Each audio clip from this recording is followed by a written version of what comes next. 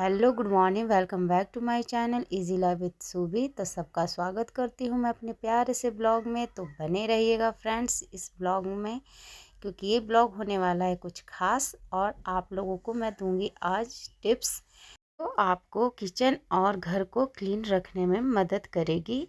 तो चलिए शुरू करते हैं। यहाँ पे मैंने चिड़ियों को दे दिया है खाना, तो मैंने पौधों को भी पानी यहाँ पे दे दिया है। जो भी रात का बासी पानी होता है ना, वो मैं पेड़ पौधों में ही डाल देती हूँ फेंकने की बजाय।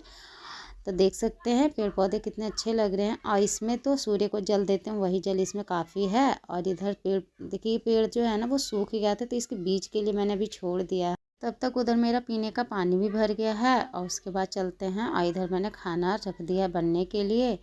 तो बाहर का मौसम आप देख सकते हैं, सूर्यदेव निकल चुके हैं बिल्कुल खिले हुए से। ये देखिए प्रकाश फैलाते हुए। यहाँ मेरी बन गई थी चाय। तो आज मैंने चाय लेट से ही बनाई थी, तब तक दाल बन गई थी। और इसको दाल को अच्छी तरह हम घोट लेते हैं। तो दाल को लगा दिया यहाँ पे तड़का। और बच्चे आज ले जाएंगे नमकीन चावल, तो चावल भी बन गया था, तो उसी को मैं फ्राई कर रही थी।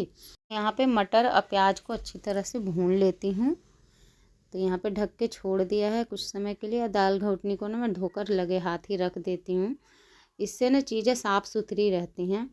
तो बच्चों को मैं जा रही हूँ बोतल में पानी भर के रख देती हूँ। बच्चे भी उधर अपना तैयार हो रहे हैं जब तक इनका टिफ़िन बनेगा। तो यहाँ पे देखिए अच्छी तरह से ये फ्राई हो गया था। अब इसमें डाल देती हूँ चावल। तो चावल को अच्छे से डालकर भून लिया है। यहाँ पे बच्चों का लंच हो गया है तैयार, तो पैक करके मैं उनको दे देती हूँ। तो ये देखिए मिट्ठू आ गया है, छोटा वाला लड़का। तो ये अपना टिफ़िन ले जा रहा है। तो यहाँ पे ये अपना टिफ़िन रख रहा है, उसको मैं देकर आती हूँ। ये देखिए बच्चे अपना जाने के लिए हो चुके हैं तैयार। तो कितने लोगों की शिकायत होती है ना कि भिंडी काफ़ी लरलरी सी हो जाती है। तो वैसा नहीं होगा अगर आप भिंडी को पहले ही धो के अच्छी तरह से सुखा लोगे। तो मैं वैसे ही करती हूँ। तो मैंने यहाँ पे भिंडी काट ली है, अब इसको कर रही हूँ फ्राई। तो भिंडी की बनेगी भुजिया। हम अब लग चुके हैं अपने सफाई में। तो लगे हाथ उधर मेरा खाना भी बन रहा और इधर मैं अपने काम भी कर रही हूँ। तो किचन ज़्यादा गंदा ना दिखे इसके लिए ना मैं हमें को हमेशा क्लीन रखती हूँ। तो जो भी कपड़ा मैं जिससे मैं सुबह गैस चूल्हे को पोंछती हूँ, उसी कपड़े को मैं भिगोकर फिर रख लेती हूँ। और सारे डब्बे को मैं पोंछती रहती हूँ। जो भी डब्बा मैं उठाती हूँ तो उसे लगे हाथ पोंछ कर ही रखती हूँ। इससे क्या होता है ना कि डब्बे भी साफ़ रहते हैं और चीज़ें अच्छी दिखती हैं। तो हमारे घर में ना मंदिर और रसोई ये दो बहुत इम्पोर्टेंट जगह होते हैं, जहाँ पे हम घंटों बैठकर अपने काम करते हैं। मंदिर में तो फिर भी 10 से 15 मिनट में हमारी पूजा समाप्त हो जाती है, लेकिन रसोई एक ऐसी जगह है जहाँ हम सुबह शाम खाना बनाने का काम करते हैं। अगर रसोई गंदी रहेगी तो हमें खाना बनाने में कैसा लगेगा। दिन बोझ ना बनकर ना अगर हम रोज़ अपने कामों को करते जाएं तो हमारे काम भी होते रहेंगे और हम पे इतना लोड भी नहीं पड़ेगा। तो हमारे घर भी सुंदर लगेंगे देखने में, और अपने लिए ना कुछ समय भी निकल पाएगा जिसमें हम कुछ अपने लिए कर सकते हैं। जैसे आपको किताबें पढ़नी हो, मोबाइल चलाना हो या टीवी देखना हो, तो ये सारे ना हम अगर सारे काम हम निपटा लेते हैं ना, उसके बाद अगर हम करते हैं तो हमें थोड़ा सा रिलैक्स लगता है। नहीं तो फिर हम सही से ये भी काम नहीं कर पाते हैं और अपने घर के काम भी नहीं हो पाते हैं। सोचते हैं कि नहीं चलो ये कर लेंगे उसके बाद ये करेंगे। तो इसके कारण ना हमारे काम जो होते हैं वो धीरे धीरे बढ़ते जाते हैं। देखो काम तो हमारे रोज़ के ही हैं, अगर हम इसको एक बोझ बना लेंगे ना, तो काम ना हमारी ज़िंदगी का एक हिस्सा है और इसको हमें रोज़ ही करना है। ये नहीं कि आप एक दिन कर लिए और ये यहीं पे ख़त्म हो गया। फ्रेंड्स, ज़िंदगी जीने के लिए हमें तो कार्य को रोज़ ही करना होता है। तो इसको बोझ ना समझ के ना अगर आप हाथों हाथ ही काम निपटाओगे तो बहुत ही अच्छा होगा। हर किसी को देख के ना ये मत सोचो कि अरे ये तो बहुत कम समय में कर लेती, क्योंकि सबका ना अपना अपना करने का एक तरीका होता है काम को निपटाने का। और सबका अपना रूटीन भी अलग अलग होता है फ्रेंड्स। तरीके और रूटीन अलग हो सकते हैं लेकिन काम तो सबके एक ही जैसे होते हैं। मेरा तो यही मानना है, बस करने का तरीका थोड़ा सा चेंज होता है। तो यहाँ पे मैं आ गई थी रूम में और लगा लेती हूँ झाड़ू, क्योंकि बेड वगैरह लगा चुकी थी पहले ही। और फरवरी ना भी स्टार्ट ही हुई है और इतनी तेज़ तेज़ हवा चल रही है ना बाहर में। और छत पे ना काफ़ी जैसे कि धूल इकट्ठी हो जाती है इस टाइम पे, क्योंकि छत पूरी खुली हुई है।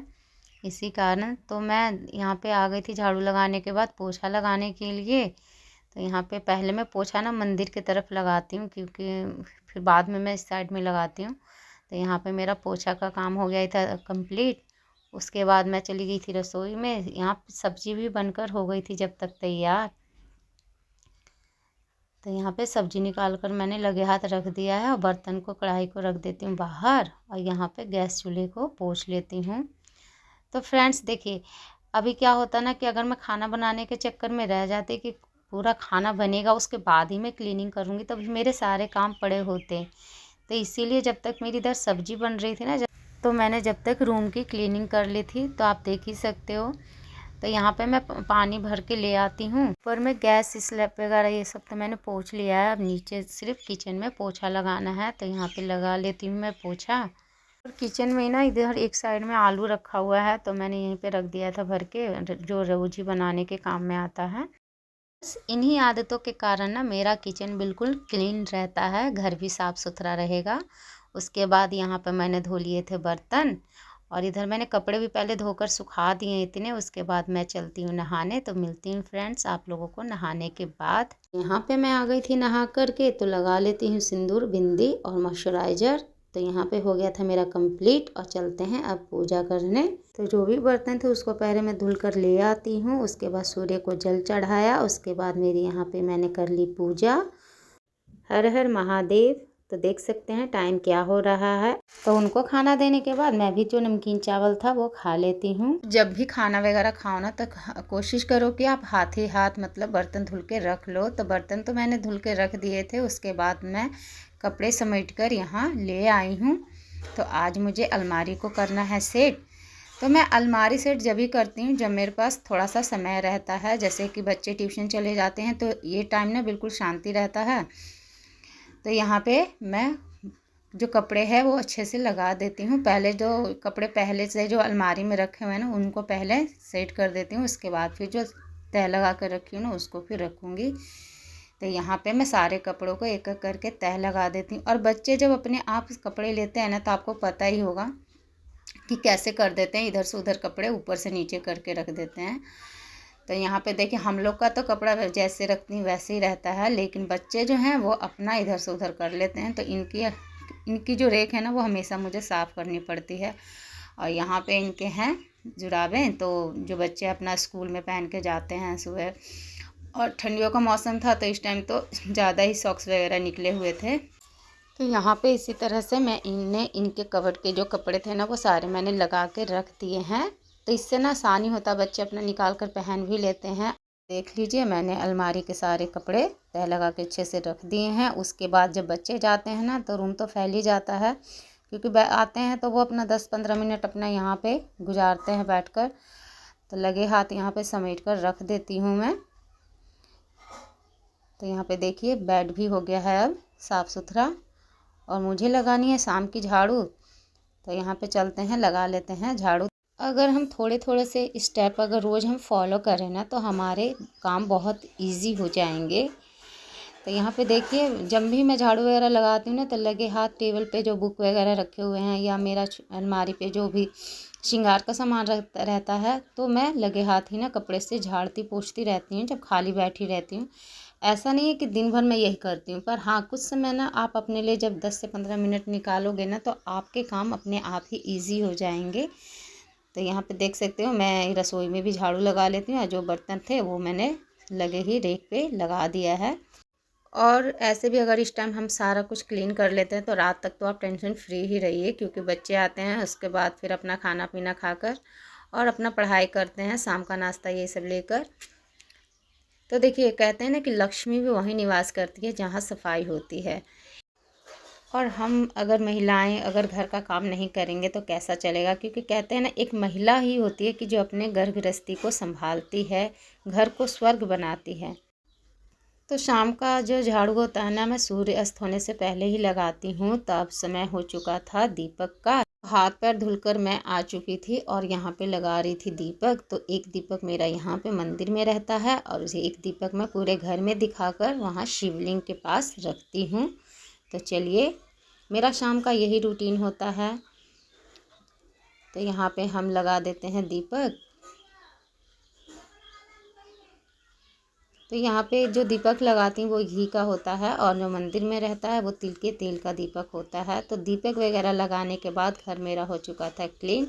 आप देख सकते हो थोड़ी सी मेहनत और हमारा घर चमचमाता हुआ नज़र आता है। तो उसके बाद मैं इधर छत पे थोड़ा सा टहल रही थी, तो यहाँ पे देख सकते हो छत भी पूरी क्लीन हो गई थी। बच्चे आते हैं तभी गंदा करते हैं, नहीं तो ऐसे तो साफ़ ही रहता है क्योंकि वो खेलते रहते हैं। और ये समय हो चुका था शाम की चाय की, तो चलिए बना लेते हैं चाय। तो एक तरफ दूध उबल रहा था, एक तरफ चाय। तो आप लोग भी आ जाइए शाम की गर्मा गर्म चाय पीने फ्रेंड्स। आप लोग कमेंट बॉक्स में बताइएगा कि आज की वीडियो आप लोगों की कैसी लगी। अगर मेरे चैनल पे आए हो तो सब्सक्राइब और लाइक करना ना भूलें फ्रेंड्स। मिलेंगे आपको नेक्स्ट व्लॉग में, तब तक के लिए बाय बाय। अपना ख्याल रखिए। Good evening friends. हर हर महादेव मेरे दोस्तों।